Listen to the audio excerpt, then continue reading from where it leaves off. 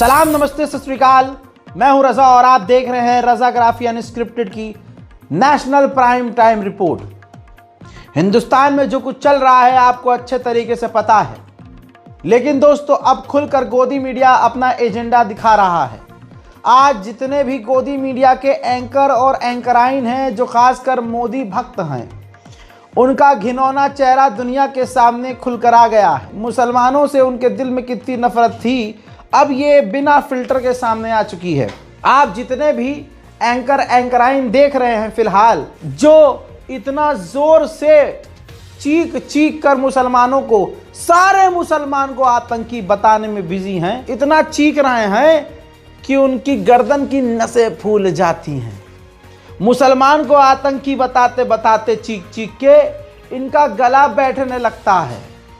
ये हरकत उनकी इस बात की दलील है मुसलमानों कि आज ये मेन स्ट्रीम मीडिया का हर एंकर आपसे बेइंतहा नफरत करता है और वो एक एजेंडे के थ्रू काम कर रहा है।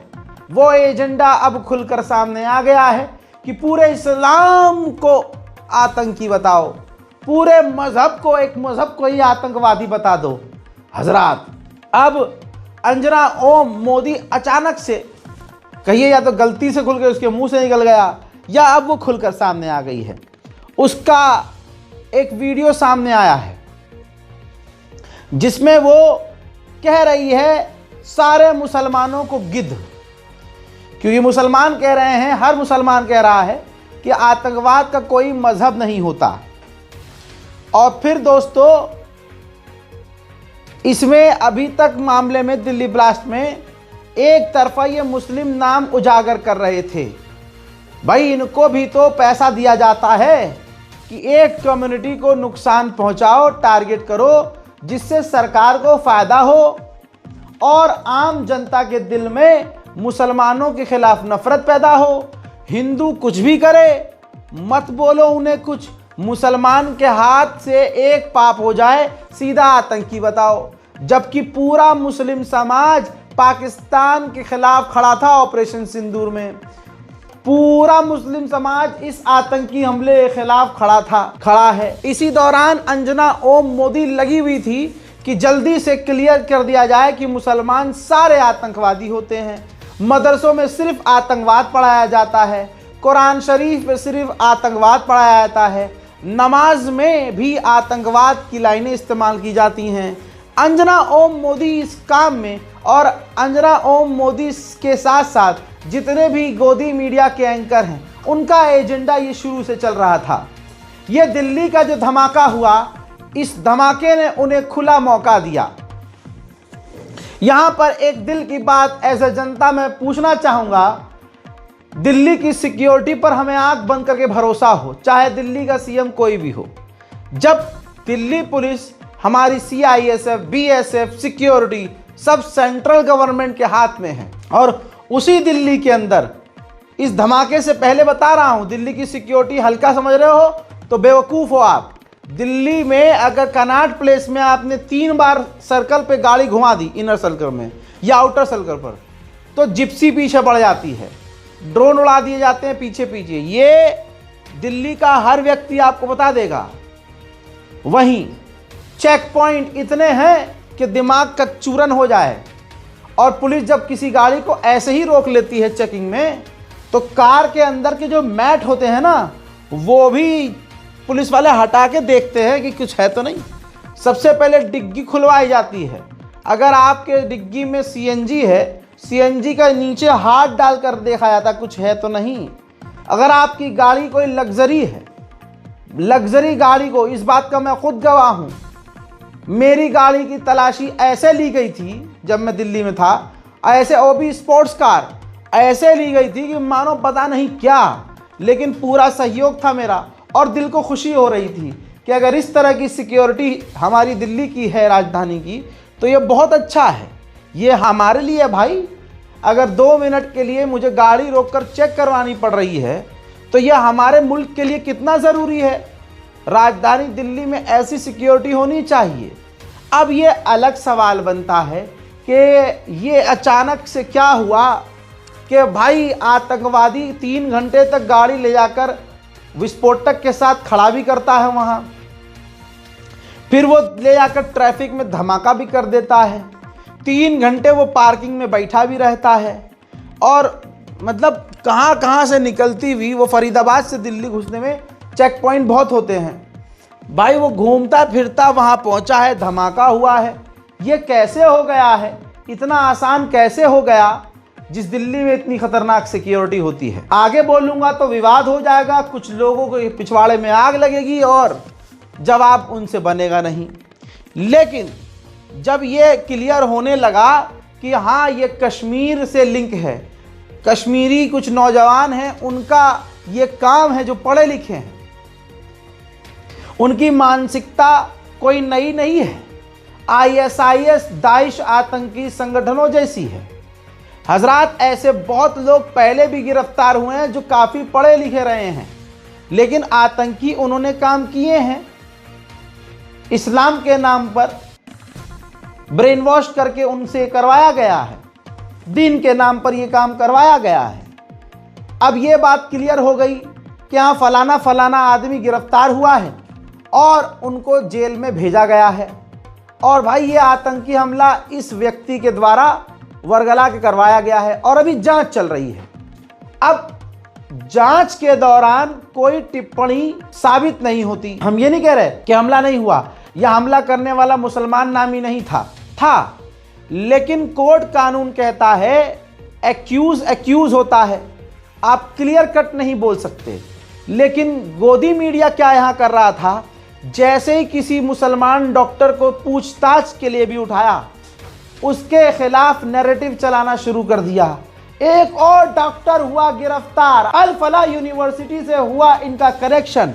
डॉक्टर जिसने अपने आप को उड़ाया, उसका ये था मित्र, उसका ये था सहयोगी, साथ में पी थी चाय, एक दिन दोनों ने एक एक कप किया था पेशाब, कुछ भी इनके मुंह में आ रहा है। अच्छा, ऐसे 4 से 5 डॉक्टर जिनको ATS ने उठाया, 7-7 दिन तक जांच पड़ताल की, लेकिन कुछ नहीं मिला, तो भाई उनको बाइज्जत छोड़ दिया कि हाँ भाई आपका कनेक्शन नहीं है तो ज़बरदस्ती तो हम नहीं कर सकते।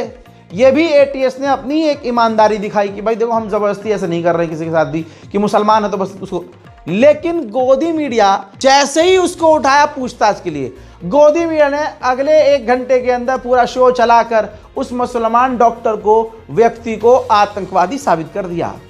अब भले ही 7 दिन में वो छूट गया, लेकिन भाई आतंकवादी गोदी मीडिया ने साबित कर दिया। इस गोदी मीडिया ने ठीक वैसे ही काम किया जितनी ईमानदारी से ऑपरेशन सिंदूर में इन्होंने ये साबित कर दिया था कि हमने पाकिस्तान के कराची पर कब्जा कर लिया। तो ये उतने ही सच्चे हैं भड़वे। हजरात, इतनी चीज़ें ख़राब हो गई हैं। अब मेरा मानना है ये ख़राब नहीं हुई है, जो होता है अच्छा होता है। अब इस घिनौने चेहरे के साथ अंजना ओम मोदी खुलकर आ गई सामने कि जी ये वही लोग हैं जो कहते हैं आतंकवाद का धर्म नहीं होता है। यानी आज अंजना ओम मोदी खुला बोल रही है कि आतंकवाद का मजहब होता है, और वो मजहब किसे कह रही है, कौन सा मजहब कह रही है। मैं आप सबको ईमान का वास्ता, अपने मुल्क का वास्ता, आपको आपके मजहब का वास्ता देता हूँ, इसी वक्त इस वीडियो को शेयर कीजिएगा। और उम्मत अगर बेगैरत नहीं है, अगर हम में कोई गैरत है, अगर हमें अपने कौम से, अपने ईमान से मोहब्बत है, तो आज हर मुसलमान को गोदी मीडिया, आप स्क्रीन पर कुछ गोदी मीडिया के लोगों हैं, पहचान है, आपको आपके ईमान का वास्ता है, आपको परवरदिगार का वास्ता है, आज से इन तमाम चैनलों को देखना बंद कर दीजिए। अल्लाह आप सबको हिम्मत दे। आपके घर के नौजवानों को आप कहो कि देखो इन मीडिया को कभी न देखना। अपने बुजुर्गों से कहिए, बाबा, पापा, चाचा, अब्बू, जो भी आपके घर में बड़े हैं, ये जो चैनल हैं इनके वीडियोस नहीं देखने हैं। आज ये खुलकर सामने आ गए हैं, और पिछले कई सालों से इनकी मेहनत थी गोदी मीडिया की कि मुसलमान को कब मौका मिले कि हम कहें कि ये इस्लाम आतंकवाद है। अब ये कह रही है अंजना ओम मोदी कि मजहब होता है आतंकवाद का। इसका क्या मतलब है, देखिए। सोशल मीडिया पर डॉक्टर प्रियंका शर्मा का नाम लिखकर यह दावा किया जा रहा है कि वो इसी धमाके में शामिल है, लेकिन हम आपको बताना चाहते हैं कि ये दावा पूरी तरह से सही नहीं है। पुलिस के मुताबिक अनंतनाग के जिस डॉक्टर आदिल अहमद राठर ने श्रीनगर में जैश के पोस्टर्स लगाए थे। इसके बाद संदिग्ध डॉक्टर्स का मॉड्यूल पकड़ा गया था। वो डॉक्टर आदिल अहमद राठर अनंतनाग के सरकारी मेडिकल कॉलेज में रोहतक की डॉक्टर प्रियंका शर्मा का सीनियर था और इसी आधार पर डॉक्टर प्रियंका शर्मा को पूछताछ के लिए हिरासत में लिया गया है, लेकिन पूछताछ के बाद उन्हें छोड़ दिया गया है। लेकिन कुछ लोगों की मानसिकता ऐसी है कि वो इसमें गिद्ध की तरह मौका ढूंढते हैं। उन्होंने ये धारणा बना दी कि इस आतंकी हमले की साजिश में एक हिंदू डॉक्टर भी शामिल है। सबसे बड़ी बात यह है कि ये सारे गिद्ध वही हैं जो आतंकी हमलों के बाद ये कहते हैं कि आतंकवाद का कोई धर्म नहीं होता। सुना, ये कह रही है आतंकवाद का मजहब होता है। तो बस इसने इस्लाम नहीं बोला है, पूरा क्लियर कर दिया कि आतंकवाद, क्योंकि वो मुसलमान है, मुसलमान नामी था वो साला आतंकी, उसने ये काम कर दिया। तो अब ये सबको कह रही है, अब ये सीधा इस्लाम पर आ गई। इसलिए मैंने आपको वास्ता दिया है, आप मेहरबानी करके, आपको आपके दीन का वास्ता है, गोदी मीडिया के तमाम चैनल को देखना अभी के अभी बंद करो। इसी वक्त आप अपने आप को कमज़ोर मत सोचिए कि यार हम तो इतने से हैं, हम नहीं देखेंगे। तो अरे यही तो कहते थे दुनिया वाले कि इजराइल के खिलाफ हम स्टारबक्स का विरोध करके क्या ही कर लेंगे, हम माइक्रोसॉफ्ट का क्या ही कर लेंगे। अरे सबकी फट के चार हो गई है। स्टारबक्स को कितना नुकसान हुआ, डोमिनोज को कितना नुकसान हुआ, जिसका बाइकआउट किया है सबको तगड़ा नुकसान हुआ है। आप करिए, आप अल्लाह का नाम लेके आगे तो बढ़िए। इस्लाम पे सीधा आ जा रहे हैं, मतलब पूरा नैरेटिव ही चेंज कर दिया है। इतना ही नहीं, आपकी स्क्रीन पर एक और ऐसी ही कहानी है कि किस तरह से मुसलमान को आतंकी करार दे दिया जाता है सिर्फ पूछताछ पर। दिल्ली ब्लास्ट मामले में हापुड़ के जीएस मेडिकल कॉलेज से हिरासत में लिए गए डॉक्टर फारूक को दिल्ली पुलिस ने 4 दिन तक लंबी पूछताछ के बाद छोड़ दिया है। उसका ब्लास्ट के किसी भी आरोपी से संबंध नहीं हुआ, ना कोई सबूत मिला। अब तस्वीर दूसरी देखिए, अभी तक किसी न्यूज़ चैनल ने उसकी रिहाई पर खबर तक नहीं चलाई, लेकिन जब उसे पुलिस ने उठाया था तो तमाम चैनलों ने आतंकी, शैतान जैसे शब्दों का उपयोग किया था, खबरें चलाई थी। गिरफ्तार किया गया एक और संदिग्ध, गिरफ्तार किया गया एक और, ये देखिए ऊपर से नीचे तक किस तरह से सिर्फ पूछताछ के लिए मुस्लिम व्यक्ति को पकड़ा। तो गोदी मीडिया ने हिंदुओं को खुश करने के लिए, मोदी योगी अमित शाह को खुश करने के लिए नैरेटिव चला दिया, अरे आतंकवादी पकड़ा गया है। और जब रिहा किया गया तो कोई क्लियर नहीं किया गया, कोई सफाई नहीं दी गई, कोई खबर नहीं चलाई कि हाँ भाई वो बेकसूर निकला, पूछताछ में कुछ सामने नहीं आया, वो बेगुनाह था। नहीं, क्योंकि अब बना दिया गया है कि अगर मुसलमान गिरफ्तार हो तो गिरफ्तारी पर ही उसे आतंकवादी कह दो।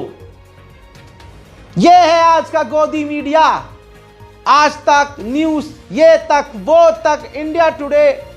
पूछता है भारत, ये नहीं पूछता है भारत कि तेरी औकात क्या है, ये नहीं पूछता है भारत तू कितना गंदा है, ये नहीं पूछता, बल्कि अब जान चुका है भारत, हर हिंदू भी अच्छे से जानता है कि मुसलमान एक दो गलत होने से सारे के सारे आतंकवादी नहीं हो सकते। ठीक वैसे ही कि अगर एक हिंदू आतंकी हो, एक हिंदू पाकिस्तान का एजेंट निकल जाए, जो कि हजारों निकल चुके हैं, तो एक के होने से सारे एक जैसे नहीं हो जाते।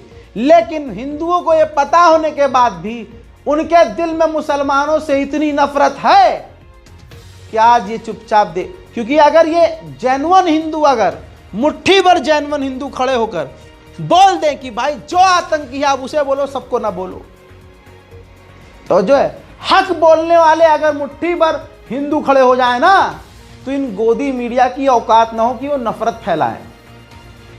मैं तो नफरत को जवाब दे रहा हूं कि देखो ये चल रहा है।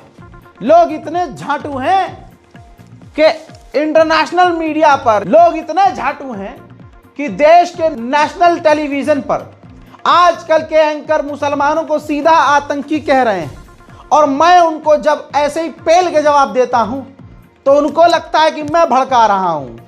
अरे मैं भड़का रहा हूं या आप भड़वे हो भाई? तुमको ये चीज समझ में नहीं आ रही कि सामने से मुसलमान कौम को आतंकवादी कह दिया जा रहा है और तुम चुपचाप बैठे हो। लेकिन जब जवाब सामने से आ रहा है तो तुम्हारे पिछवाड़े में लाल मिर्ची घुस रही है। इसका मतलब तुम्हारे अंदर दोगले वाला कीड़ा है। मुसलमानों के साथ हमेशा से ऐसा हुआ है। मुसलमानों को गिरफ्तार कर लिया गया, पता चला 10 साल बाद भाई वो तो बेगुनाह था। अब उसके 10 साल कहाँ लाओगे? उसकी जिंदगी तो खत्म हो चुकी है। और इन तमाम मामलों में एक समाज खासकर और उनसे ऊपर ये गोदी मीडिया होता है।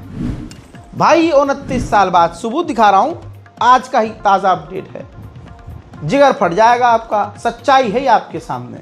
उत्तर प्रदेश का मामला है। 29 साल बाद बस विस्फोट का मुस्लिम आरोपी बरी। इलाहाबाद हाई कोर्ट ने कहा कि पुलिस नाकाम रही। गाजियाबाद के मोदी नगर में 27 अप्रैल 1996 को बस में एक बम धमाका हुआ। कथित तौर पर आरोपी इलियास की उम्र कैद की सजा अब इलाहाबाद हाई कोर्ट ने रद्द कर दी। इस बम धमाके में 18 यात्री मारे गए थे। 2013 में कोर्ट ने इलियास और अब्दुल मतीन को उम्र कैद की सजा सुनाई थी।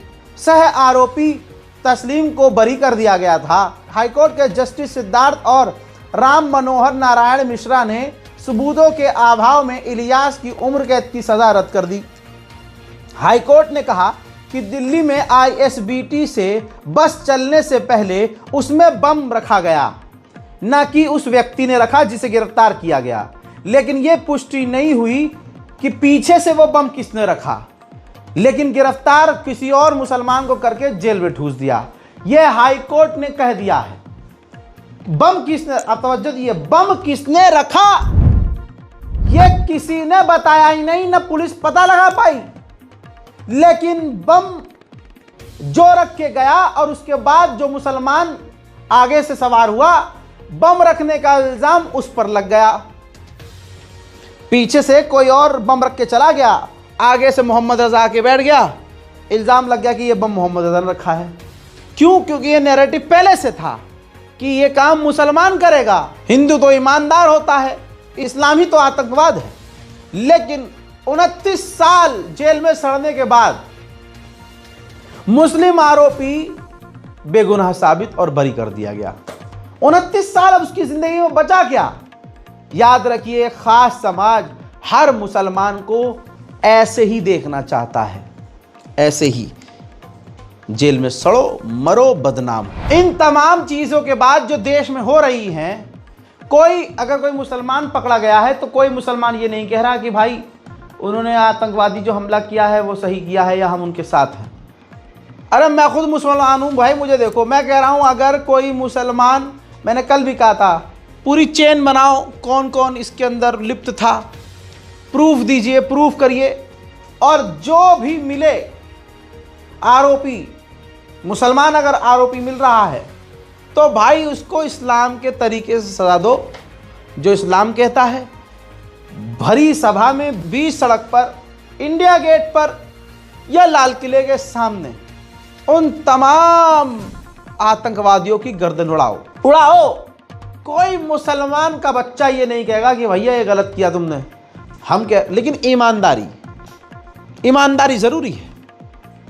आप सोचिए देश कितना सुरक्षित हाथ में। कोई, अरे मोदी पे सवाल न करो, अरे भाई देश की सिक्योरिटी बने, अरे अगला ही तो चीख चीख के कहता था देश सुरक्षित हाथों में है। सुरक्षित, ये देखो राजधानी दिल्ली में, दिल्ली के साकेत और रोहिणी कोट सहित CRPF के 2 स्कूलों को बम से उड़ाने की धमकी मिली। जैश-ए मोहम्मद के नाम से थ्रेट मिला है, ईमेल भेजी गई है, वकील कोर्ट से बाहर निकल के आ गए थे। ये देश सुरक्षित हाथों में है, ये सवाल कोई कर नहीं सकता, वरना आपका भी आतंकवादी लिस्ट में नाम डाल दिया जाएगा सवाल पूछने पर। बहुत जल्द ऐसा कानून भी देखेंगे कि सरकार से सवाल पूछने वाले को आतंकवादी घोषित किया जाएगा। अभी तो बहाना लगाना पड़ता है ना, अरे इसने ये किया, बाद में कानून ही बना देगा अगला सवाल पूछने पे। अब ये पहले भी होता आया है, बहुत सारे मामले आपने देखे होंगे, ज्यादा पुराना मामला नहीं है ये। आप देख लो, न्यूज इंडियन एक्सप्रेस की है।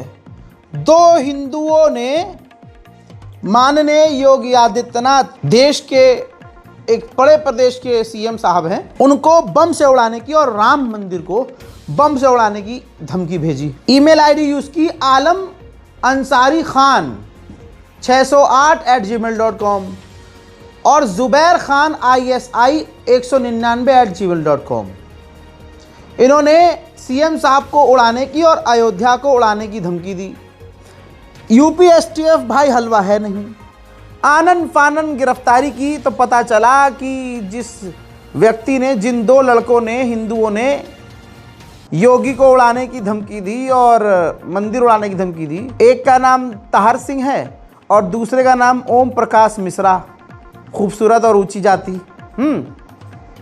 لکھنؤ کے گومتی نگر سے گرفتار کیے گئے. ایسی بہت ساری چیزیں دیش میں ہوئی ہیں. کبھی کسی جگہ کو اڑانے کی دھمکی دی گئی مسلمان نام سے، کبھی کچھ کیا گیا، اب نکلتا بعد میں کون ہے؟ ہندو.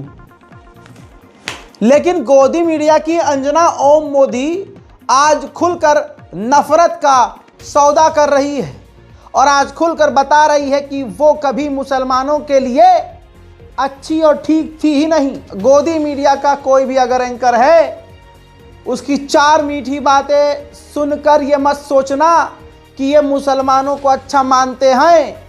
حضرات، انہی نے دیش میں نفرت پھیلائی ہے اور ان کا کام نفرت سے ہی چلتا ہے، اور یہ خود زہر سے بنے ہوئے ایک گوشت کے لوتھڑے ہیں جو دکھتے انسان ہیں لیکن یہ اندر سے راکچھس ہے. دوستو، اب ایسے ماحول میں یہ سب کیا گیا ہے.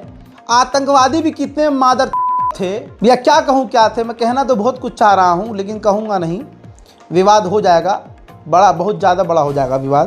پتہ چلے سارے چینل پر میں یہ نظر آ رہا ہوں. تو آپ سوچئے، وہ آتنکی حملہ بھی کر گئے. اب اس میں ایک ایجنڈا یہ، ارے یہ تو بہت بڑا حملہ تھا، وہ تو ہمارے جوانوں نے روک دیا. ارے بات جوان کی نہیں ہے، یہ اس لیے ایسا بول رہے ہیں للو کیونکہ پاپا تک بات جا رہی ہے. مطلب دیش میں بڑا حملہ ہو رہا تھا، وہ روک دیا. چھوٹا موٹا ہو گیا تو اس کو تو ہمیں تھوڑا ارے موساد سے کم ہے کیا ہماری ایجنسی؟ ابے اسرائیل سے ہم کمزور ہیں کیا؟ کسی ملک سے کمزور؟ بھائی ہمارا آدمی اتنا خطرناک ہے، ایک کال پر روس اور یوکرین کی جنگ رکوا دیتا ہے. ہماری دیش کی سیکیورٹی اتنی ویک ہے کیا؟ نہیں ہے. اپنے ہی جال میں تم خود پھنس جاتے ہو. لیکن دقت یہ، تمہارے سامنے جو پترکار کھڑا ہوتا ہے نا ٹی وی پہ، وہ تمہارا دلال ہوتا ہے، اس لیے وہ کوئی سٹیک بات نہیں کہتا، تمہیں خوش کرتا ہے. تم خوش ہوتے ہو اور اتنے پاگل ہو کہ TRP ان کی بڑھانے کے لیے رات بھر، گھر میں اگر 4 ٹی وی ہوں گے نا، یہ اندھ بھکت گودی میڈیا کا چینل لا کے TRP بڑھانے کے لیے چاروں ٹی وی پہ چلا کے چھوڑ دیں گے. حالانکہ بل آئے گا بہت زیادہ، تو پھر روئیں گے کہاں سے بھر ہے. آج تو اور نفرت پھیلانی پڑے گی، فیک نیوز پھیلانی پڑے گی، تبھی تو BJP IT سیل خوش ہو گئے، موٹا پیسہ دے گی. دوستو، دھیریندر شاستری ہندو خود ان کا ویرودھ کر رہا ہے، جو ماں کی پیٹ سے پیدا ہندو ہے، جنہوں نے اس کی دکانیں دیکھی ہیں. بھائی یہ کھنڈر میں سڑی ہوئی سی دری پر بیٹھ کر بچوں کے ساتھ کھیلا کرتا تھا. بابا یہ بابا بنتا تھا. اس کی دکان اب بڑی ہو گئی ہے. اور بھائی یہ جتنے بھی گندی فلمیں بنانے والی لڑکیاں، گندے کام کرنے والی لڑکیاں اور ایکٹر جو پھوڑتا جنہوں نے پھیلائی ہے، وہی اس واشنگ مشین میں جا کر شامل ہو رہے ہیں، دھل رہے ہیں. اور اب اس بابا کی جانچ ہونے کے بجائے اس بابا کو مائک دے دیا گیا، اور بابا جو ہے مدرسوں کو آتنکوادی بتا رہا ہے کہ آتنکواد کی مشین ہے، خوب نفرت پھیلا رہا ہے. اس وقت گودی میڈیا ہو، سرکاری نیتا ہوں، BJP کے نیتا ہوں، بابا آبا ڈابا چاوا سب لگے ہوئے ہیں مسلمان کو آتنکی بتاؤ، ہندو. ابے بھائی سب سے پہلے تو اسے گرفتار کرنا یہ چاہیے دھیریندر شاستری کو، کہ بھائی تیرے پاس جب طاقت ہے، اتنی شکتی ہے، اور تجھے پتا تھا 300 کلو RDX کہاں سے آئے، تو تیرا پرچہ وہاں پر بتی بن جاتا ہے کیا؟ تو دھیریندر شاستری کا پرچہ بتی بن جاتا ہے جب 300 کلو RDX پلوامہ میں کہاں سے آئے، یہ سوال ہوتا ہے. پہلگاؤں اٹیک سے پہلے اس دھیریندر شاستری کو حملے کے بارے میں معلوم تھا، کیونکہ اس کے پاس شکتی ہے، لیکن اس نے بتایا نہیں. غدار دھیریندر شاستری کے پاس یہ شکتی ہے ہنومان جی والی कि इसको पहले से सब कुछ पता चल जाता है, लेकिन इसको अहमदाबाद जो फ्लाइट एयर इंडिया क्रैश हुई उसके बारे में पता होने के बावजूद इसने मोदी को फ़ोन नहीं किया। गद्दार। धीरेन्द्र शास्त्री को पता था कि ये दिल्ली में हमला होने वाला है, शक्ति है उसके पास, प्रभु श्री राम ने दिया है उसको पावर, लेकिन ये सब कुछ पता होने के बावजूद इस गद्दार ने भारत के गृह मंत्री को फ़ोन नहीं किया कि ये होने वाला है। उसके बाद अब ये रैली में बकैतियां मारता फिर रहा है। देखिए, भारत सनातनियों का देश है, सनातनियों के देश था, है और रहेगा, लेकिन जो तनातनी आ गए हैं अब उनको खदेड़ना पड़ेगा। आप अपनी कौम को समझाओ कि अपने बच्चों को तालीम आतंकवादी बनने के लिए अब्दुल कलाम बनने की दे। यदि आपने शिक्षा नीति में सुधार नहीं किया, आपकी मदरसा नीति की शिक्षा में आतंकवादी की शिक्षा पढ़ाई जाएगी तो वो दिन दूर नहीं है, न तुम्हें भारत में रहने दिया जाएगा, न तुम्हारी पीढ़ियों को रहने दिया जाएगा। इस देश के 100 करोड़ हिंदू तुम्हें भगाएंगे, इस देश का संविधान भगाएगा, इस देश का कानून भगाएगा। कश्मीरी पंडितों जैसा हाल तुम्हारा होगा, संपत्ति और संतति। सोचिए दोस्तों, मैं तो मानता हूं पवन पुत्र हनुमान प्रभु श्री राम ने इसको ये ताकत, ये शक्ति दी होगी और इनके पास ये शक्ति है, लेकिन इसके दिल में नफरत क्यों है कि ये बताता नहीं है कि यहाँ धमाका होने वाला है, ये बताता नहीं है कि भारत पर टैरिफ लगने वाला है, ये बताता नहीं है कि हमारे फाइटर जेट को कितना नुकसान पहुंचा है ऑपरेशन सिंदूर में, ये बताता क्यों नहीं है कि पाकिस्तान अब क्या करने वाला है, बांग्लादेश क्या करने वाला है, हमारे खिलाफ चीन क्या करने वाला है। इसके पास तमाम शक्तियां प्रभु श्री राम ने इसको दी हैं। अरे उनको सैटेलाइट की जरूरत होगी, हमारे पास तो धीरेन्द्र शास्त्री है। लाइव पाकिस्तान क्या कर रहा है धीरेन्द्र शास्त्री ये भारत के रक्षा मंत्री को बता सकता है, लेकिन यह गद्दार बताता नहीं है। प्रभु श्री राम ने इसको शक्ति दी है, पवन पुत्र हनुमान ने इसको शक्ति दी है, लेकिन उन शक्तियों का उपयोग नहीं कर रहा ये।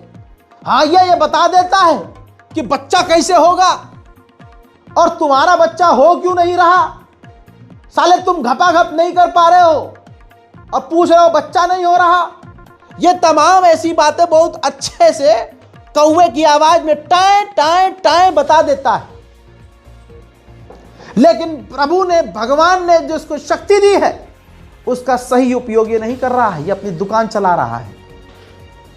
कोई महिला आएगी जी बच्चा नहीं हो रहा, ये बता देगा बच्चा पैदा कैसे करना है, ये बता देगा तुम्हारी नौकरी क्यों नहीं लग रही, लेकिन ये नहीं बता पाता कि भारत में अगले हादसे और कितने होने वाले हैं। अभी भी इससे पूछा जाए कि अगले 3 महीने में और क्या हादसे हो सकते हैं, तो सिर्फ एक हादसा बता दे अब जो होने वाला है। दूध का दूध, पानी का पानी। मैं तो किसी की आस्था पे, हिंदुत्व पे सवाल ही नहीं खड़ा रहा भाई। मैं किसी की आस्था पे, किसी के धर्म पे, किसी की मान्यता पे मैं नहीं जाऊंगा। मैं तो सवाल ये कर रहा हूं कि जब ये दावा करता है कि मुझे सब पता होता है, मेरे पर्चों को सब जानकारी मिल जाती है, तो ये बताता क्यों नहीं है भाई। बच्चा पैदा करने की टेक्निक से आगे तो बढ़, कौवे की आवाज निकाल के अबे देश के लिए कुछ करो। आपके पास जनता है, सिर्फ उनसे ये वोट मत डलवाओ कि भाजपा को वोट डालो। अपनी सही शक्ति का इस्तेमाल करके मोदी जी को बताओ तो सही कि अगले, भाई सोचो अगर इस आदमी में इतनी पावर है और ये पावर इस्तेमाल करे तो हमारे देश को भाई F-35 की क्या ही जरूरत। ये आदमी अकेला काफी है, बस ये सही जानकारी हमें दे दे। हजरात मोहतरम, इन्हीं तमाम खबरों के साथ आपसे विदा लेना चाहूंगा। अंतर्राष्ट्रीय प्राइम टाइम रिपोर्ट, दुनिया की तमाम बड़ी खबरें मैं लगातार अब रज़ाग्राफी एक्सप्रेस, ये मेरा जो दूसरा चैनल है, इस पर पोस्ट करना शुरू कर चुका हूं। तो आप तमाम लोगों से गुजारिश है कि जल्दी से हमारे इस दूसरे चैनल रज़ाग्राफी एक्सप्रेस पर जाइए, तुरंत सब्सक्राइब कीजिए और दुनिया की तमाम बड़ी खबर आप इस पर देखिए। तुरंत प्रभाव से सब्सक्राइब करने वालों को मोदी जी के रोके गए 15 लाख रुपए सीधा उसके अकाउंट में दिए जाएंगे। अच्छा, यहां पर कितनी आपको बुरा लग गया है, ये झूठ बोलता है। मैं झूठ बोल रहा हूं? और अगले ने जब कहा था 15 लाख दूंगा सबके अकाउंट में 15 लाख, तो मान गए थे। समझ रहे हो? तो ये दोगले मिजाज नहीं बनो यार। वो भी झूठ बोल रहा था, मैं भी मजाक कर रहा हूं, तो उसके झूठ पे मान गए और मेरे मजाक पे तुम मान नहीं रहे हो। मिलेंगे आपको 15 लाख। जाइए चैनल को सब्सक्राइब कीजिए, रज़ाग्राफी एक्सप्रेस, सच कुछ ज्यादा ही। फिलहाल आप इस चैनल पर हैं, रज़ाग्राफी अनस्क्रिप्टेड पर। फिलहाल के लिए इतना ही। जय हिंद।